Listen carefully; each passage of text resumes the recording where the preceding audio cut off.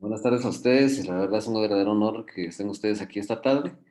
Y vamos a seguir platicando de este tema que pues, ya habíamos hablado de las asambleas. Pues ahora nos toca el órgano de administración. Básicamente, ya vimos el órgano de soberanía o el órgano deliberante. Y ahora vamos a hablar del órgano de administración.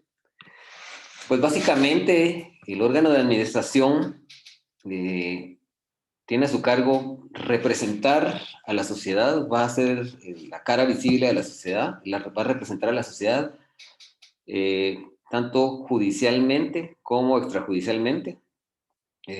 Está compuesto por uno o varios administradores que pueden ser o no socios. O sea, el órgano de administración va a ser el órgano que va a actuar en nombre de la sociedad contractualmente, extracontractualmente y judicialmente.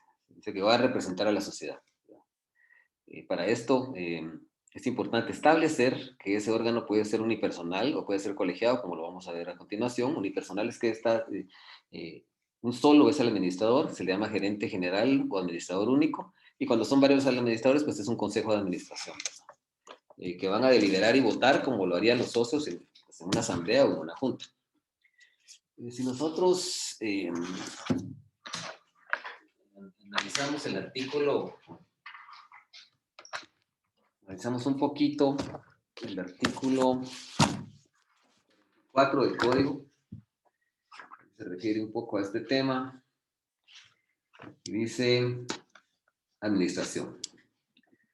La administración de la sociedad estará a cargo de uno o varios administradores o gerentes, quienes podrán ser o no socios y tendrán la representación judicial. Los administradores no podrán dedicarse por cuenta propia o ajena al mismo género de negocios que constituyen el objeto de la sociedad, salvo pacto en contrato. O sea, el administrador no puede dedicarse al mismo género de negocios de la sociedad, salvo pacto expreso. O sea, si la sociedad, por ejemplo, se dedica a vender licores, pues ese gerente o administrador no puede expender licores o ejercer la actividad comercial de licores, del expendio de licores por cuenta propia, a menos de que al momento de nombrarse o la escritura constitutiva haga una salvedad a ese respecto. ¿Verdad? Bueno, clases de órgano de administración. Básicamente, como tenemos una administración unipersonal, una pluripersonal o colegiada, la administración unipersonal pues, está a cargo de un administrador o gerente, que se denomina administrador único o gerente general. O sea, la persona que va a ejercer la administración va a ser un gerente o un administrador. No nos vayamos a confundir este administrador o gerente de la sociedad con los gerentes de agencias, los gerentes de tiendas, porque ellos son factores. Tienen la dirección de una empresa o establecimiento mercantil propio de una sociedad anónima. Por ejemplo, si hablamos del Banco Industrial, hablamos del Ban Rural o de cualquier otro banco, de Coca-Cola, por ejemplo, Coca-Cola Company, en la sede central tienen un administrador o un consejo de administración que es el que ejerce la administración de la sociedad, pero ellos tienen sucursales, corresponsalías a nivel de toda la República, ¿verdad? Los bancos tienen agencias en cada una de las ciudades, tienen 2, 3, 4 agencias, y ese jefe de agencia se le llama factor, que es el que tiene la dirección de una empresa o establecimiento mercantil. No lo vamos a confundir con el gerente general, porque este factor es un auxiliar de comercio y en su oportunidad vamos a analizar los auxiliares de comercio. Entonces, la administración unipersonal está a cargo solo de un sujeto, al que vamos a denominar administrador único o gerente general. Y a los administradores que ejercen la administración, ya sea unipersonalmente o colegiadamente o burocráticamente, se les denomina gerentes o administradores. Tenemos una administración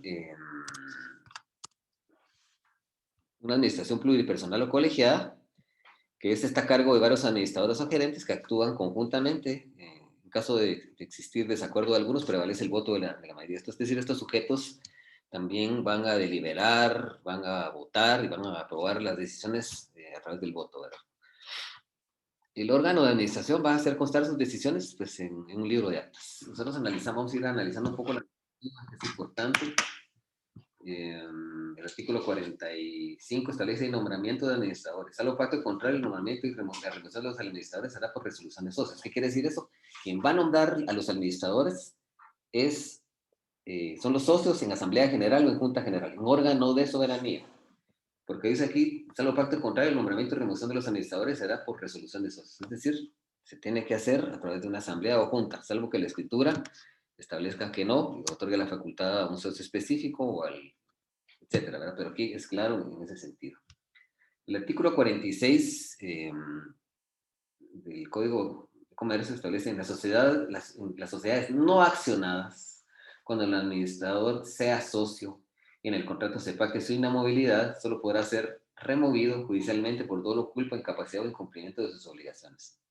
Cuando estamos hablando de las sociedades no accionadas, estamos hablando de las sociedades colectiva, de responsabilidad limitada y comandita simple. En esos tres tipos societarios, esas tres sociedades mercantiles, se puede pactar cuando el administrador sea socio, se puede pactar que no sea removido porque el administrador se puede nombrar y remover eh, sin ningún motivo, sin ningún motivo o decisión, se puede nombrar libremente, ¿verdad? Y esto de la inamovilidad hace que solo pueda ser removido cuando se demuestre que hay dolo, o sea, que ha actuado de mala fe en el ejercicio de su cargo, que ha actuado por culpa, por su imprudencia, negligencia o impericia, por incapacidad, es decir, porque no tiene el conocimiento pleno en ese ramo de los negocios, o porque ha descuidado deliberadamente, se ha comportado de forma reticente o irresponsable y no ha cumplido con las obligaciones que están establecidas en la escritura social, que están establecidas en el Código de Comercio y que están establecidas en su nombramiento.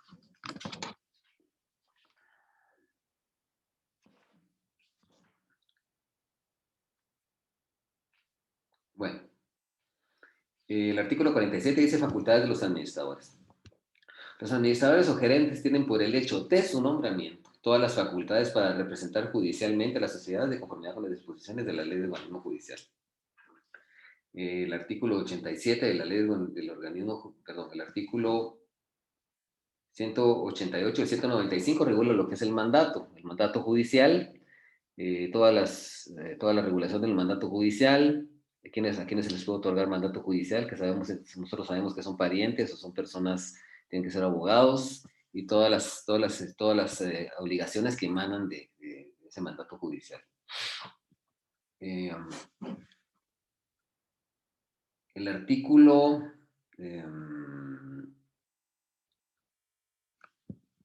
no sé si alguien podría ubicarme la ley del organismo judicial, por favor. Podríamos leerla. No sé si voy a decir qué artículo vamos a leer. Vamos a ver, ¿dónde están las facultades del organismo? Bien, vamos a ver por aquí. 190, facultades, los mandatarios judiciales.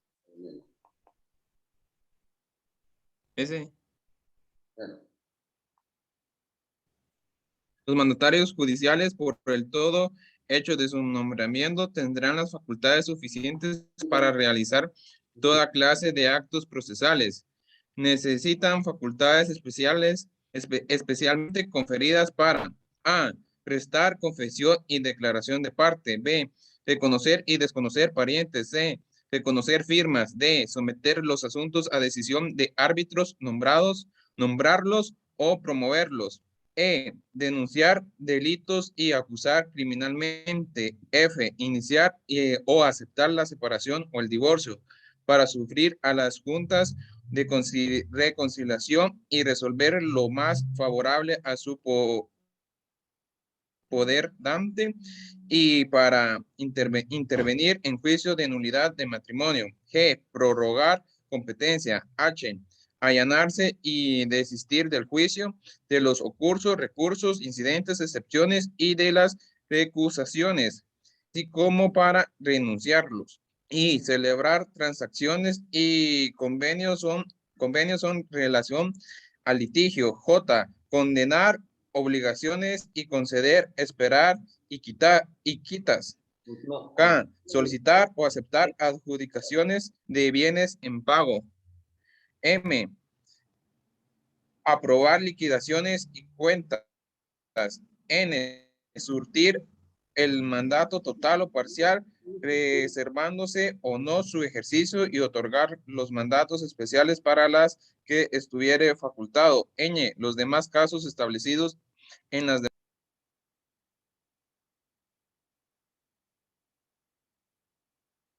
Bueno, entonces de todas esas facultades son las que tienen que tener los mandatarios judiciales de conformidad con el artículo 47. No vamos a leer las demás porque es igual, pero Dice el segundo párrafo, dice, tendrán además las que requieran para ejecutar los actos y celebrar los contratos que sean del giro ordinario de la sociedad, según la naturaleza y objeto de las que de él se deriven y de los que en él se relacionen, inclusive la emisión de títulos de crédito. Sin embargo, la escritura social puede limitarse a tales facultades. Para negocios distintos de este giro necesitan facultades especiales detalladas en la escritura social, en acta o en mandato. Entonces quiere decir que este es el fundamento legal del que se desprende que el administrador va a representar tanto judicialmente como extrajudicialmente a la sociedad, porque el primer párrafo establece que tienen esas facultades para representar judicialmente a la sociedad, de conformidad con las facultades que otorga la ley del ritmo judicial, equiparados a un mandatario.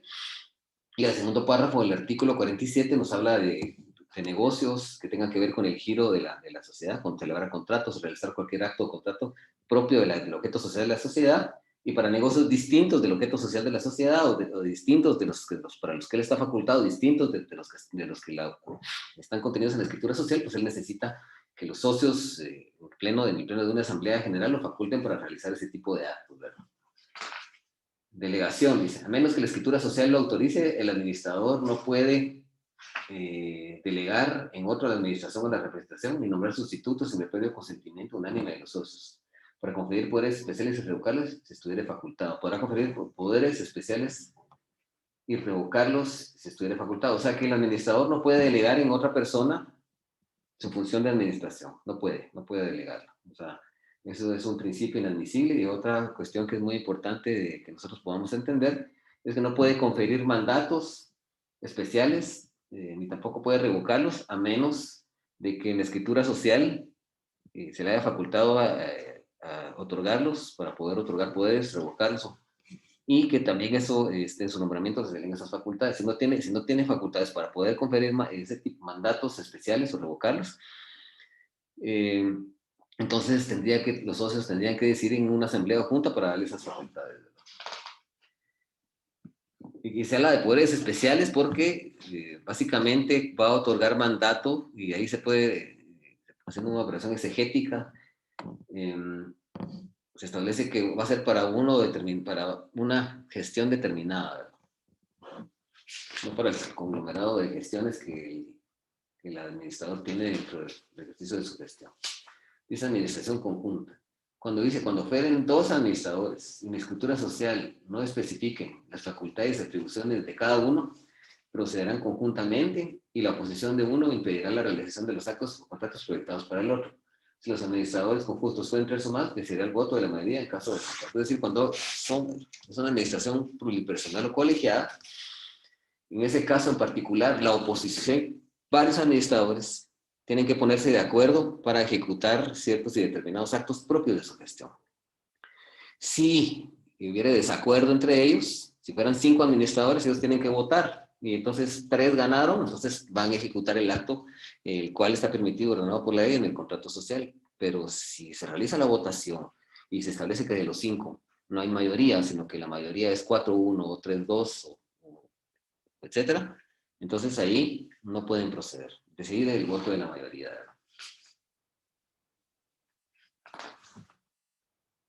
Dice daño grave. Aunque la administración sea conjunta, podrá uno solo de los administradores proceder bajo su responsabilidad. Si de no hacerlo así, resultará daño grave e irreparable para la sociedad. Dice, aunque la administración sea conjunta, podrá uno solo de los administradores proceder bajo su responsabilidad. Si de no hacerlo así, resultará daño grave o irreparable a la sociedad. Esto quiere decir que son actos urgentes. Y aunque la administración sea colegiada, ¿sí?, o pluripersonal, el administrador debe actuar de emergencia porque si no se puede caer un negocio, puede haber detrimento en el patrimonio social, tiene que actuar. ¿Sí?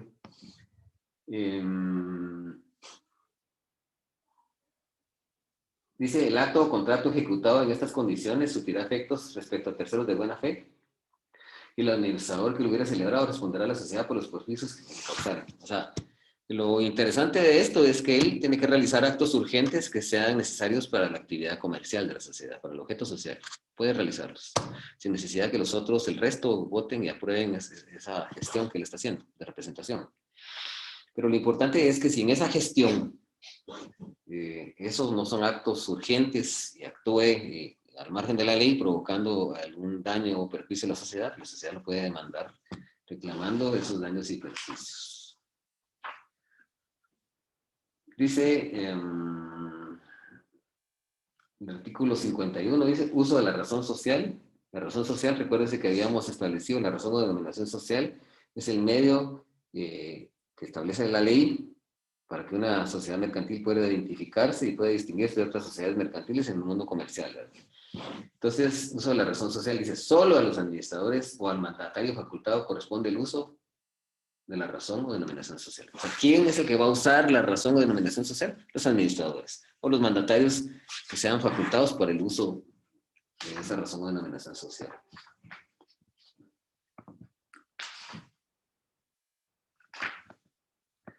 Dice responsabilidad de los administradores. Dice, el administrador es responsable ilimitadamente por los daños y perjuicios que ocasione a la sociedad por dolo o culpa. Si fueren varios los administradores y proceden conjuntamente, su responsabilidad será solidaria. Vamos a explicar eso. Cuando se determina aquí o se regula que el administrador es responsable ilimitadamente por los daños y perjuicios que ocasiona a la sociedad por dolo o culpa. Ilimitadamente quiere decir que el administrador va a responder en un momento determinado hasta con sus propios bienes. El dolo y la culpa son dos conceptos que son del derecho civil, también hay dolo y culpa penal, pues, que no nos compete analizar en estos momentos. Pero el dolo es actuar de mala fe y la culpa es actuar de forma inconsciente provocando un resultado dañoso del patrimonio de la sociedad. Entonces, si son varios los administradores el que ha actuado dolosamente o culposamente, entonces la responsabilidad es solidaria. Cuando estamos hablando de la responsabilidad solidaria, tenemos que tener bien en cuenta que estamos hablando de la mancomunidad solidaria de las obligaciones. Esos conceptos ya los vimos en una clase anterior, la mancomunidad solidaria de las obligaciones. Esto quiere decir que cualquiera de los socios, cualquiera de los administradores, perdón, puede ser requerido por el cumplimiento de una obligación a título de daños y perjuicios. Ese administrador puede pagar y puede repetir en contra de los demás. ¿Sí? Puede repetir en contra de los demás, quienes tendrán que reponer, pagar lo que éste pagó por su cuenta. Esos conceptos ya los habíamos visto, ya habíamos hablado de la mancomunidad, ¿verdad? Su oportunidad, esto lo habíamos decidido, no lo voy a volver a buscar aquí, igual es perder tiempo, pero lo habíamos analizado. Entonces la responsabilidad es solidaria. Ya lo habíamos visto eso, ¿verdad? Sí.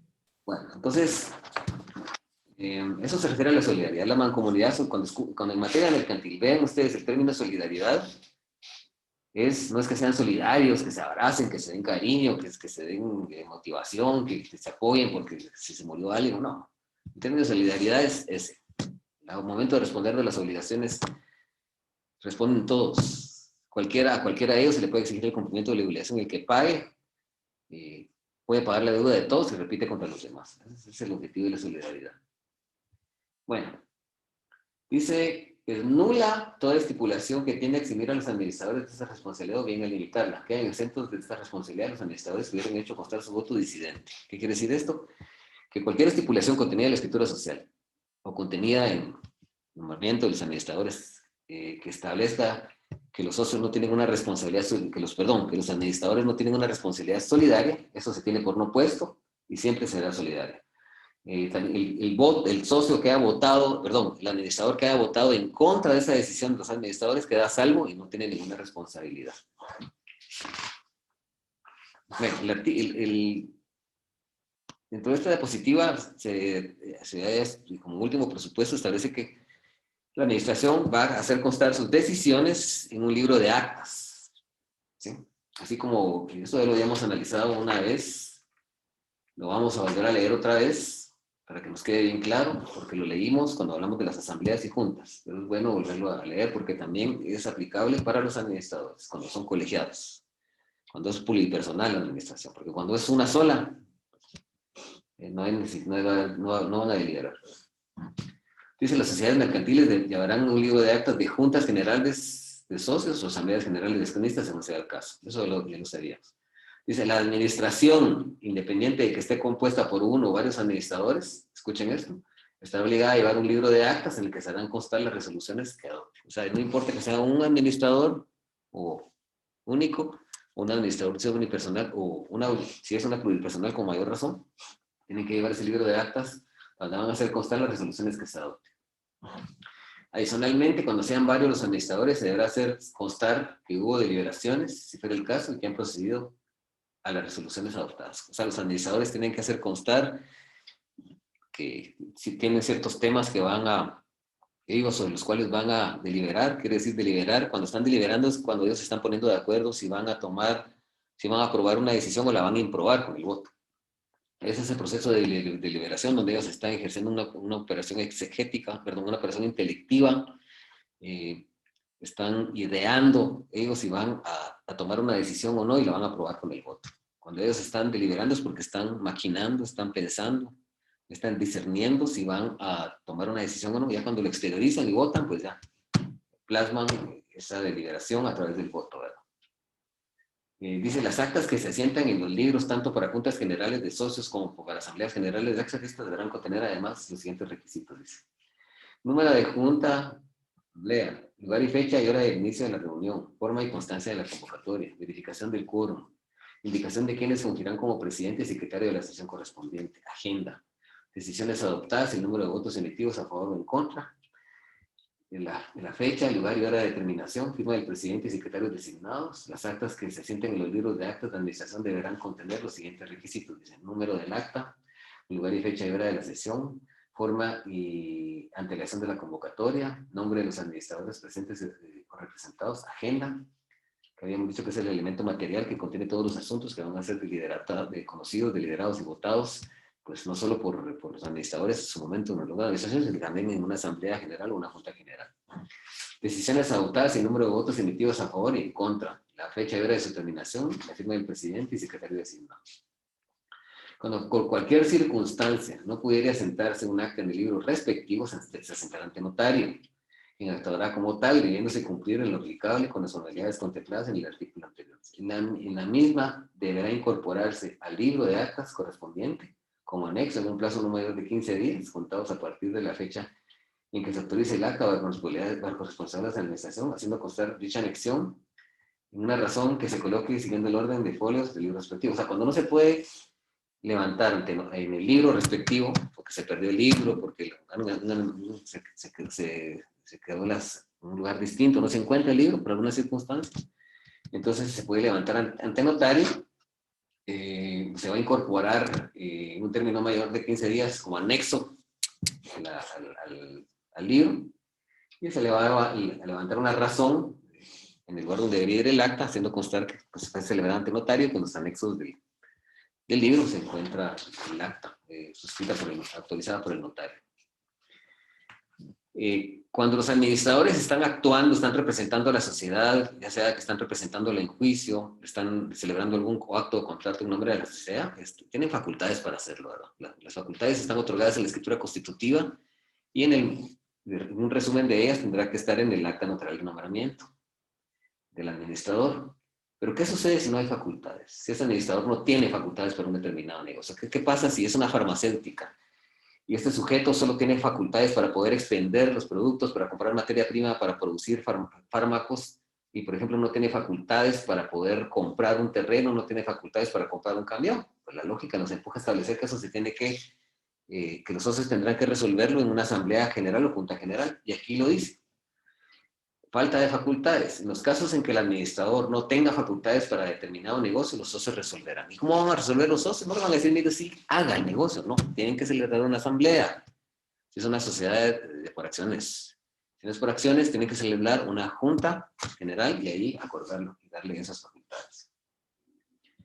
Dice rendición de cuentas. Los administradores están obligados a dar cuenta a los socios cuando menos anualmente de la situación financiera y contable de la sociedad, incluyendo un informe de actividades, el balance general correspondiente, el estado de pérdidas y ganancias, así como un detalle de sus remuneraciones y otros beneficios de cualquier orden. La falta de cumplimiento de esta obligación será causa de remoción independientemente de las responsabilidades en que hubiera incurrido. Entonces, los administradores son los encargados de establecer que la sociedad lleve una contabilidad. Por mandato legal, todas las sociedades mercantiles tienen que llevar una contabilidad. Eso es por mandato legal, es una obligación. El artículo 368 lo establece, dice contabilidad y registros indispensables, dice los comerciantes están, 368. Los comerciantes están obligados a llevar su contabilidad en forma organizada, de acuerdo con los sistemas de partida doble y usando principios de contabilidad generalmente aceptados. Para este acto deben llevar los siguientes libros o registros: inventarios de primera entrada del diario, mayor centralizador de estados financieros. Además, podrán utilizar los otros que estén necesarios por exigencias contables o administrativas, en virtud de otras leyes especiales, ¿verdad? También podrán llevar contabilidad por procedimientos mecanizados en hojas sueltas, fichas o cualquier otro sistema siempre que permita el análisis y fiscalización. Dice, los comerciantes que tengan un activo total que no exceda de 25,000 quetzales pueden omitir en su contabilidad los libros o registros enumerados anteriormente, a excepción de aquellos que obliguen las leyes especiales. Entonces tienen que llevar una contabilidad y con base en ese artículo los administradores están obligados a contratar un contador y auditor público para que él lleve la contabilidad de la sociedad y pueda ir operando contablemente las operaciones de la sociedad, y nos establece que el instrumento fiel de carácter contable para establecer el estado de la sociedad, el estado patrimonial, es el balance general y el estado de pérdidas y ganancias, ¿verdad? Que va a detallar el estatus financiero o económico, nos va a establecer si la sociedad es una sociedad rentable, o es una sociedad que va a ir a la quiebra, o ya está en quiebra, o en insolvencia, etc. Si los administradores no llevan la contabilidad, pues pueden ser removidos. Aquí en el último párrafo, la falta de cumplimiento de esta obligación será causa de su remoción independientemente de las responsabilidades en que hubiera incurrido. Dice rendición recíproca de cuentas. Si todos los socios fueran administradores, están obligados recíprocamente a darse cuenta de la administración y el resultado en cualquier tiempo. O sea, los socios todos pueden ser administradores. Acuérdense que los administradores, una de las características que establece el artículo 44 es que pueden ser o no socios, ¿verdad? Pueden ser o no socios. No obligatorio, pueden ser o no socios, ¿verdad? Entonces, cuando los socios son administradores, si todos los socios son administradores, están obligados a recíprocamente y darse cuenta de la administración y los resultados en cualquier tiempo, ¿verdad? El que estábamos leyendo era el 55, ¿verdad? 56. Si todos los socios fueran administradores, están obligados recíprocamente a darse cuenta de la administración y de los resultados en cualquier tiempo. A darse cuenta quiere decir exigirse la rendición de cuentas, ¿verdad? Y rendir cuentas es que ellos informen cómo está la situación contable de la sociedad, y si no lo informan, pues ya los socios le pueden promover un juicio de rendición de cuentas. El juicio de rendición de cuentas se sigue en la vía del juicio oral, ya lo han de haber visto ustedes con el licenciado que les da procesal civil, pero aplicando el artículo 1039 de la vía procesal, tendría que diligenciarse esa rendición de cuentas en la vía del juicio sumario mercantil. Actos excediéndose de facultades. El socio que atribuyéndose la representación de la sociedad ejecute actos o celebre negocios en su nombre, o el administrador que los autorice excediéndose de facultades, no obliga a la sociedad a menos que tales actos o contratos sean ratificados por los socios o que la sociedad se hubiera aprovechado de la operación. Entonces, cuando un socio ejecuta como administrador o como socio, o un administrador que ejecute actos excediéndose de las facultades, o sea, no están esas facultades en sus nombramientos, no tiene, por ejemplo, facultades para comprar un terreno, para otorgar, para tramitar un crédito a favor de la sociedad, y no obstante lo hace sin tener facultades,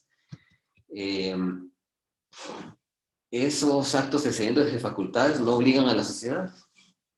La van a obligar si la sociedad ratifica, lo hace por medio, con una ratificación por medio de los socios, eso debe hacerse en asamblea o junta general, órgano de soberanía, y entonces ahí ya no hay ningún problema. O la sociedad tácitamente se aprovecha de esa operación sin celebrar esa junta o asamblea.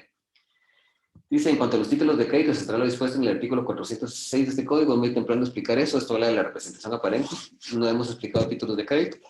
En el siguiente semestre, si Dios me tiene con vida y Dios permite que la universidad decide que yo continúe con este curso, pues ya vamos a explicar eso, porque por el momento no lo podemos explicar. Dice, administrador extraño de la sociedad.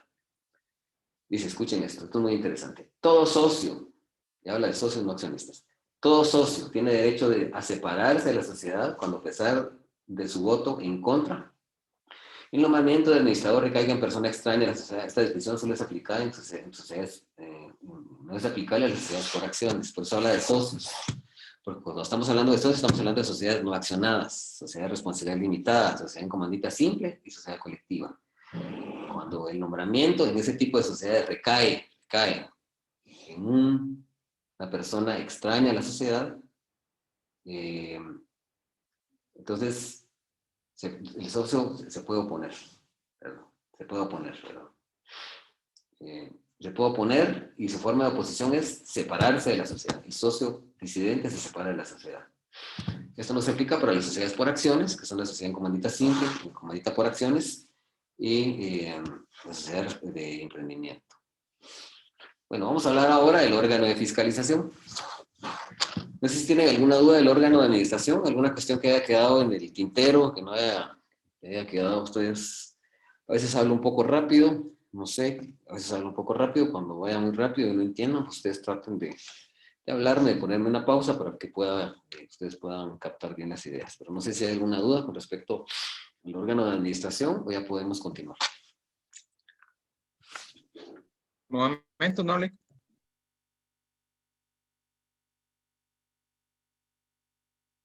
Bueno, entonces vamos a hablar del órgano de fiscalización. El órgano de fiscalización, como su nombre lo dice, su objetivo es fiscalizar el funcionamiento adecuado de la sociedad.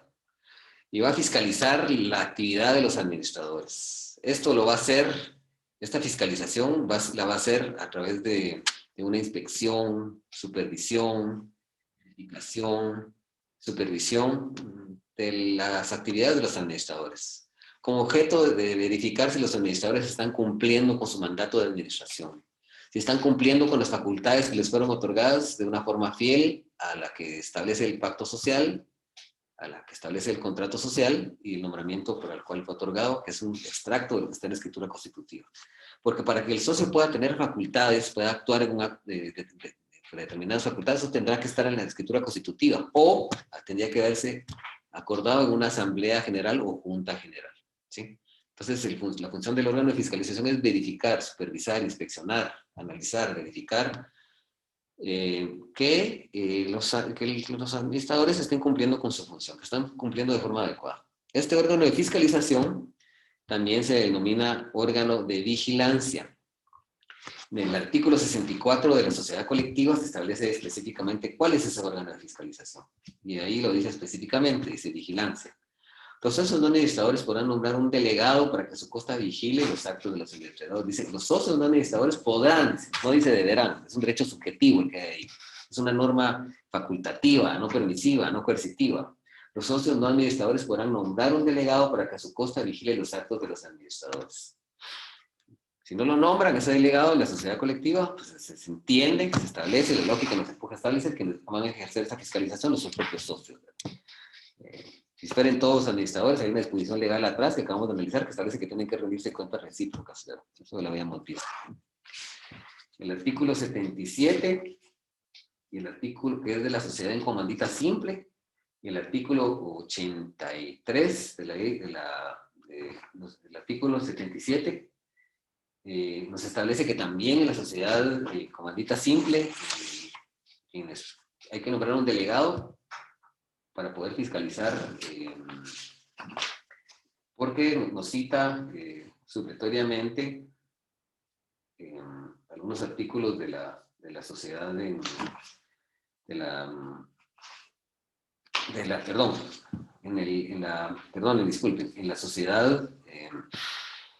la sociedad en comandita simple, según los artículos 77 y 83, la función de fiscalización la tienen específicamente los socios comanditarios, ¿verdad? Si nosotros analizamos el artículo 77, dice, entre otras disposiciones aplicables, es aplicable a las sociedades en comandita simple, dispuesto en los artículos 66, 65, 65, 66, 67, 81 y 83 de este código. Dispuestos en los artículos 60 y 63 de este código, es aplicable económicamente a los socios comanditados. Y el artículo 83, el artículo 73 dice, los socios comanditarios tienen prohibido cualquier acto de administración de la sociedad, aún en calidad de apoderados de los socios comanditados. El socio comanditado que viole esta prohibición será responsable de la misma forma de los socios comanditados en favor de terceros, pero todas las pérdidas y obligaciones de la sociedad serán ante... Bueno, no, ese no es el artículo. El que nos interesa es el 74. En la sociedad, en comandita simple, quien va a ejercer la fiscalización son los socios comanditarios. Vamos a analizar cuando veamos este tipo de sociedad, explicar quién es el socio comanditado y cuál es el comanditario, pero regularmente los socios comanditados responden de las obligaciones sociales de forma solidaria, subsidiaria e ilimitada de las obligaciones sociales, y los socios comanditados responden hasta el monto de su aportación. Y aquí establece cuáles son las funciones fiscalizadoras que ellos tienen. Dice, para los efectos del artículo anterior, no son actos de administración por parte de los socios comandatarios, dice, asistir a juntas de socios con voz pero sin voto. Y esto es lo que nos interesa. Dice, examinar, inspeccionar, vigilar y fiscalizar la contabilidad y los actos de los administradores. Dice, dar autorizaciones, el número 4, dictámenes e informes para determinadas operaciones. Participar en la liquidación de la sociedad. Entonces, de aquí, estos últimos 3 presupuestos, el artículo 74 se establece la función fiscalizadora de los socios comunitarios, pero también el artículo 77 nos remite el artículo 83. No leí todos los que están aquí porque realmente no son importantes en cuanto a lo que estamos analizando, que el objeto es el órgano de fiscalización de esta noche. El artículo 83 nos habla de la fiscalización en la sociedad de la sociedad de responsabilidad limitada. Dice derecho de vigilancia. Salvo que la escritura social hubiera constituido un consejo de vigilancia, cada socio tiene derecho a obtener de los administradores informes del desarrollo de los negocios sociales y consultar los libros de contabilidad, es nulo todo pacto de contabilidad. Entonces, es aplicable también a la sociedad en comandita simple, el artículo 83, en donde establece que se puede nombrar un consejo de vigilancia para que vigile a los administradores, para que tenga informe de ellos de su administración y los negocios sociales que ellos hagan. Y dice, salvo que la escritura social hubiera constituido un consejo de vigilancia, cada socio tiene derecho a obtener información de los administradores. ¿Qué socios? En este caso, si estamos hablando de la sociedad comandita, son los socios comunitarios. Ahora bien, en la sociedad de responsabilidad limitada, el órgano de fiscalización está regulado en este artículo que acabo de leer y se desprende de él, como ya lo analizamos, que tiene que ver que si no hay socios administradores que puedan fiscalizar la actividad de los administradores, entonces va a tener que haber un consejo de vigilancia. Analicemos ahora, amigos, el órgano de fiscalización de la sociedad anónima, que es un poquito más regulado, con una forma más amplia, más adecuada, más pormenorizada. Fiscalización, leamos la fiscalización de la sociedad anónima. ¿Quiénes fiscalizan? Vamos a ver cuántos sistemas hay aquí, analicemos bien. ¿Quiénes fiscalizan? Las operaciones sociales serán fiscalizadas por los propios accionistas o por uno o varios contadores, auditores o por uno o varios comisarios, de acuerdo con las estipulaciones, con las disposiciones de la escritura social y lo establecido en este capítulo. La escritura social podrá establecer que la fiscalización se ejerza por más de uno de los sistemas señalados. Entonces, esta sociedad tiene 4 sistemas de fiscalización, 4. El primero de ellos son los propios accionistas. Aquí no se les llama socios, son accionistas. Socios son allá en las sociedades que no son por acciones, sociedades personalistas, como la sociedad colectiva, la sociedad en comandita simple y la sociedad de responsabilidad limitada. Aquí se llaman accionistas, son sociedades accionadas. En esta sociedad accionada, que es la sociedad anónima, entonces tiene 4 sistemas de fiscalización. El primero de ellos es por los propios socios, los propios accionistas pueden fiscalizar las operaciones sociales, pero también por uno o varios contadores, auditores o por varios comisarios. Este sistema de fiscalización, ¿quiénes van a nombrar el órgano de fiscalización? ¿Quiénes lo nombran? Los socios, en todas las sociedades, los socios son los que lo nombran. Lo importante de esto es, son los propios socios, no tenemos mayor complejidad, pero los socios no tienen conocimientos en auditoría, contabilidad, tendrían que nombrar un auditor o contador público. Los contadores son profesionales de las ciencias contables, cuyo objetivo es verificar el estado patrimonial de un comerciante, de una empresa, de un comerciante individual o social. Los auditores son aquellos profesionales cuya función específica es verificar que la contabilidad que lleven los contadores esté apegada a derecho, esté apegada a las leyes, al ordenamiento jurídico de naturaleza contable que establece la República de Guatemala. Es una carrera que se estudia, la carrera de licenciatura en auditoría pública, y también ciertos posgrados en estas áreas. Dice por uno o varios comisarios. La ley no nos explica aquí en la exposición de motivos que es un comisario, pero yo en el transcurso de los años he logrado concebir y entender que el comisario es más allá que un contador. Es una persona que tiene estudios de posgrado en materia de contable, más allá de un contador, tal vez un maestro, un doctor. Su función específica es también fiscalizar las operaciones sociales, las operaciones de los administradores para verificar que pues, estos se encuentren conforme a derecho.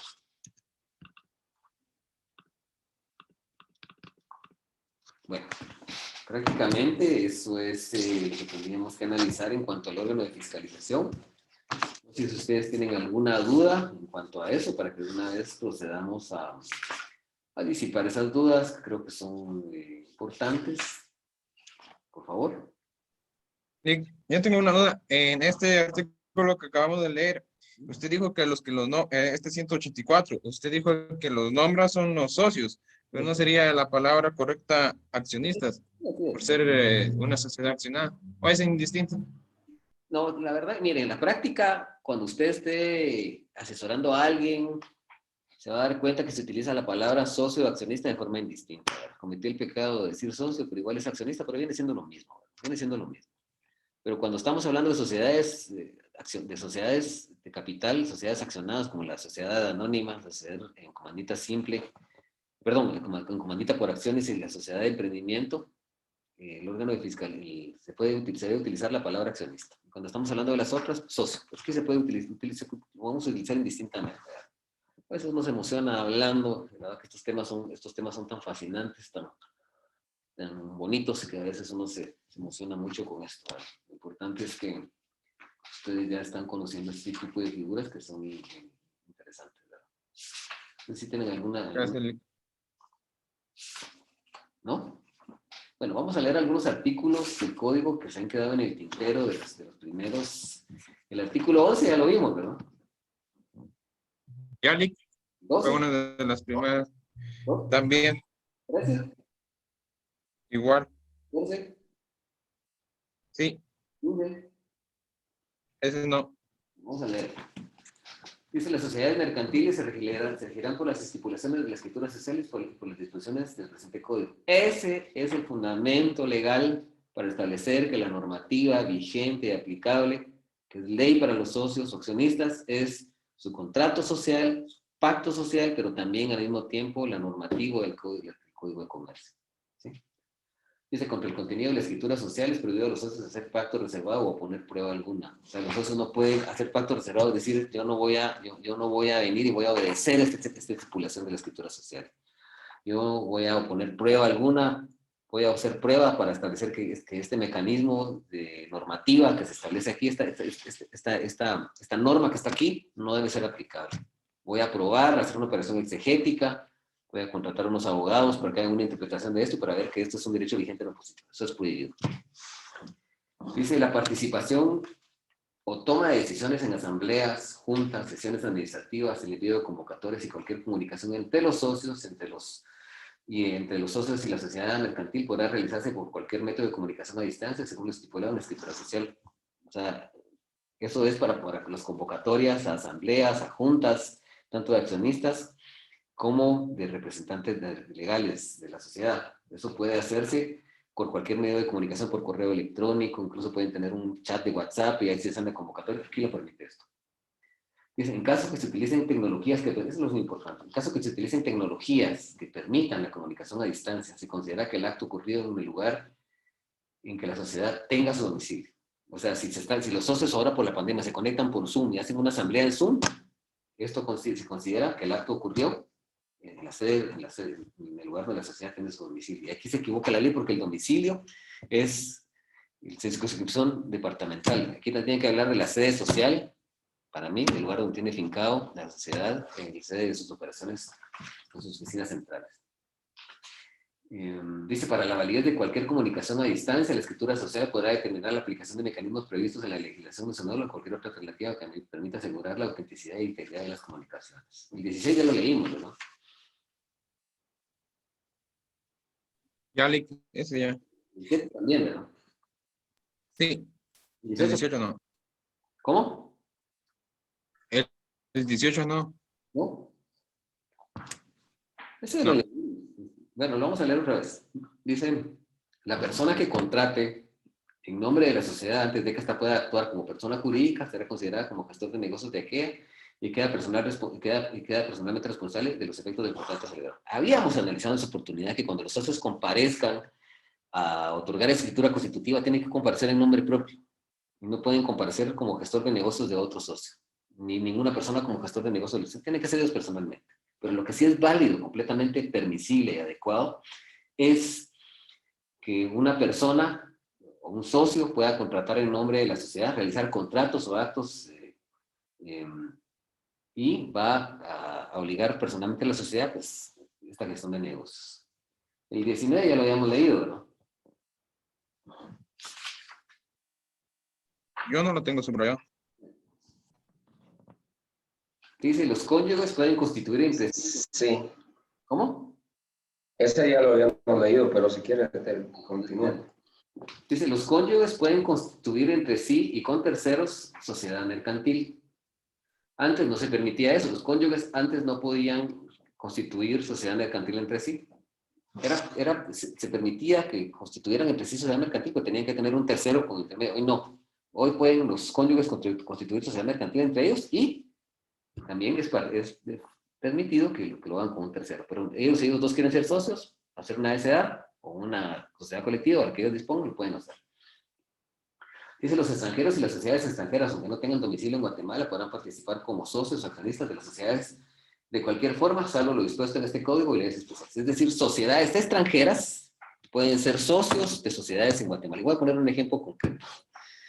Cementos Progreso. Cementos Progreso tenía participación accionaria de una empresa que se llama Holderbank. Holderbank. Tenía participación accionaria en Cementos Progreso. Me parece que tenía más o menos como el 49% de las acciones. No sé si hoy en día aún funcionan así, pero antes la familia Novela, años 2003, 4, 5, ellos tenían el 51% de la participación accionaria y Holderbank, que es una cementera holandesa, tenía el 49%. Otro caso específico se da con Coca-Cola. Coca-Cola en Guatemala, la empresa Coca-Cola de Guatemala, antes era accionista mayoritario, Fomento Económico Mexicano S.A., FEMSA, ¿sí? Tenía un porcentaje mayoritario en las acciones y otro porcentaje era guatemalteco. Hoy no, hoy en día no. Ya prácticamente FEMSA absorbió Coca-Cola de Guatemala, pero son ejemplos concretos que estamos mencionando. Dice tutor y guardador. El tutor y guardador, ustedes saben que son las personas que van a tener, el tutor va a representar legalmente a un menor o a un que es huérfano, o un incapacitado, que tampoco puede ser representado por sus padres, ¿verdad? Y el guardador es el que se ha encargado de la administración de sus bienes, ¿verdad? Entonces dice, el tutor y el guardador no pueden constituir sociedad con sus representados mientras no haya terminado la minoría de edad o la incapacidad y estén aprobadas las cuentas de la tutela y canceladas las garantías. Entonces, para que el tutor y guardador puedan constituir sociedad mercantil con sus representados, es decir, con sus pupilos, el menor de edad que ha ocurrido el descenso de sus padres, o la persona incapacitada, que no tiene un tutor o guardador, o que sus padres tampoco, por eso ese no pueden. Entonces, pueden constituir sociedad mercantil con sus representados, pero tiene que haber terminado la mayoría de edad, tiene que haber terminado la incapacidad, y tienen que estar aprobadas las cuentas y canceladas las garantías, tiene que haber terminado la tutela, así en resumidas cuentas. Dice declarados en quiebra. No pueden constituir sociedad los declarados en quiebra, mientras no hayan sido rehabilitados. Una persona que está declarada en quiebra es una persona que no tiene la capacidad de poder cumplir con sus deudas, no puede pagar sus créditos. Entonces esa persona ha sido constituida en mora y luego ha sido constituida en quiebra. ¿Sí? No puede cumplir con sus deudas. Para poder cumplir con sus deudas, para poder volver a realizar nuevos negocios, tiene que ser, es en un proceso legal es declarado en quiebra, un concurso necesario y voluntario de acreedores. Son ejecución colectiva en materia civil, proceso civil mercantil. Para que sea rehabilitado ese sujeto, tiene que tener un proceso legal donde demuestre que ya tiene solvencia económica. Sociedades con menores, bueno, lo vamos a dejar por aquí. En la siguiente clase, recuérdenme que sigamos leyendo hasta antes el artículo, tenemos que leer del artículo 22 y tenemos que llegar hasta el artículo 43, por favor. Eso no lo hemos analizado y tenemos que leer eso y tenemos que compelernos de esa normativa porque son disposiciones generales de las sociedades mercantiles, lo que está ahí. Entonces tenemos que estar empapados de eso para poder desarrollar lo que son ya los tipos societarios, así como hay tipos penales, que por ejemplo el asesinato, el homicidio, etcétera, etcétera. Aquí tenemos tipos societarios, que son las distintas sociedades mercantiles que nosotros vamos a empezar a analizar ya concretamente en las sesiones de las siguientes semanas. No sé si tienen alguna duda en estos momentos. Por favor, me gustaría que la hicieran valer en estos momentos para que pudiera yo explicarlo.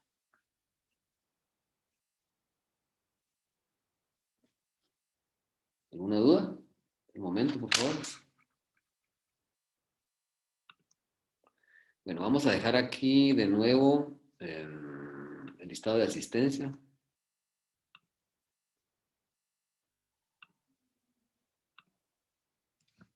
Para que se apunten los que no se han apuntado.